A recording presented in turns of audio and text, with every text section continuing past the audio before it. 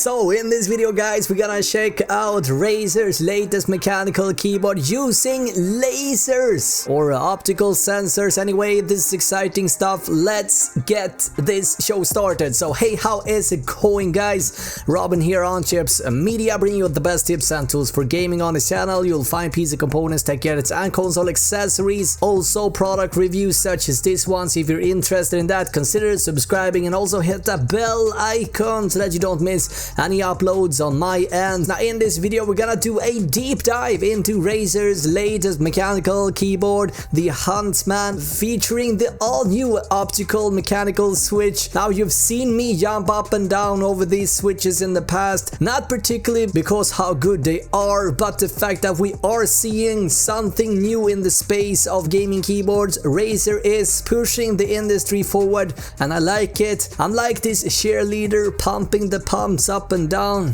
Silly, I know. Now, before you decide whether this keyboard is for you or not, you need to know the price tag for it. It is pretty pricey. In fact, it retails at $150 and I know it will probably scare a few people away, but since it is new technology here, we're talking about new switches, does that perhaps mean the price is justified here? In this video guys, we're gonna find out, because I am as excited as you are. Believe me. Alright, so let's start by talking about the specs. The Razer Huntsman uses Razer's all new opto-switches. This is a pretty lightweight switch with an actuation force of just 45 grams and a travel key distance of 1.5 millimeter. Makes it one of the fastest switches out there, right behind the MX Speed, which is a little bit faster. Nonetheless, you can definitely feel the difference here if you, let's say, are coming from a standard Sherry MX switch, which typically requires 60 grams to depress the switch. Anyway, more specs here. So again, we're looking at the opto-mechanical switch. Now an all-new switch developed by Razer themselves. We got 100 million keystroke lifespan, which is pretty bonkers. We have Chroma backlighting with 16.8 million customizable color options. More on that in a second.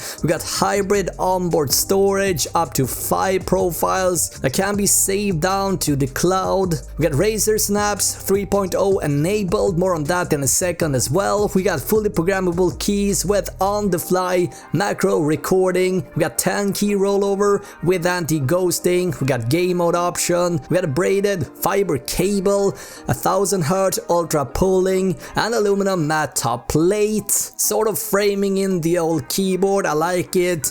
It looks high quality, but there are a few things missing here that we usually find at this price point that we are gonna touch on in a second. Now what's interesting with the all new switch is the stabilizer, in my opinion. That is fully visible if you take the keycap off. This sort of helps the key to stabilize itself. Pretty self-explanatory, right? But I believe it needs some credit. Typical keys such as the spacebar, the control and the alt key as well as the shift key tend to wobble a bit on mechanical keyboards. I would call this a non-issue on the Huntsman, thanks to the metal bar operating and helping the switch to minimize the wobbliness, if that's even a word. But let's talk about the price. Why would Razer come up with such an expensive gaming keyboard? If you think about it for a second, there's not a whole lot of keyboards out there that cost this much, that still doesn't come with things like dedicated media buttons, a solid palm rest. Those two major things are usually included in keyboards at this price. Now that being said, however, Razer is pushing the boundaries here. We cannot forget that, and they have sort of developed a whole new type of switch here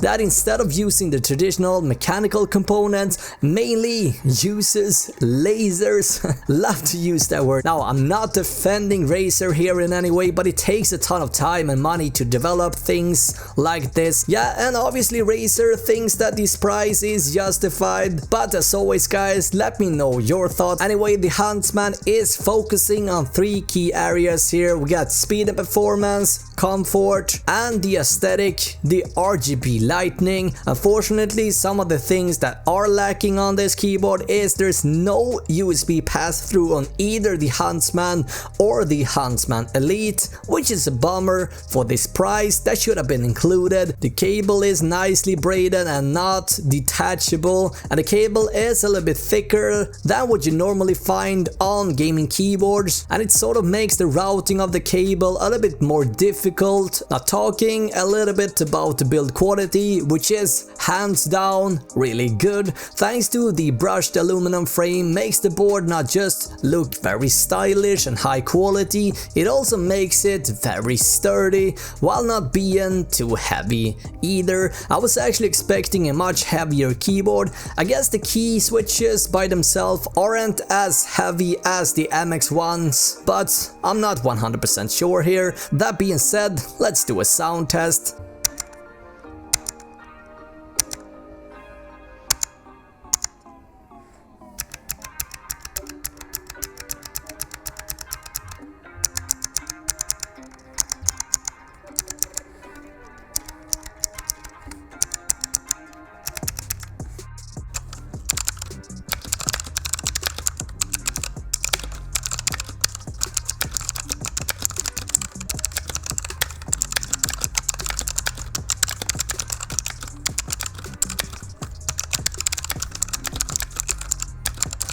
Alright, so let's touch on Razer Synapse 3 a bit, the software that you're supposed to use with this Razer keyboard. Now, in previous videos I have expressed my pros and cons with this software, cause when it works, it is awesome, but when it doesn't work, it is a pain to deal with. Something that keeps happening to me over and over is that Synapse simply hangs. Well, it is a little bit complicated because the software in itself works, but the Chroma lighting just doesn't work. Now, Razer states that Synapse 3 is still in beta, which means they're still working on getting all the bugs under control, but it's been in beta for a long time now, and it is frustrating when things like this happens. I seriously hope Razer get this under control as soon as possible, because I mean, when you're paying premium for a keyboard like this is unacceptable. Also, having to create an account to be able to use Chroma lighting is a little bit annoying. I understand the practicality of having all the things saved to a profile, but having to sign in and having to sign up and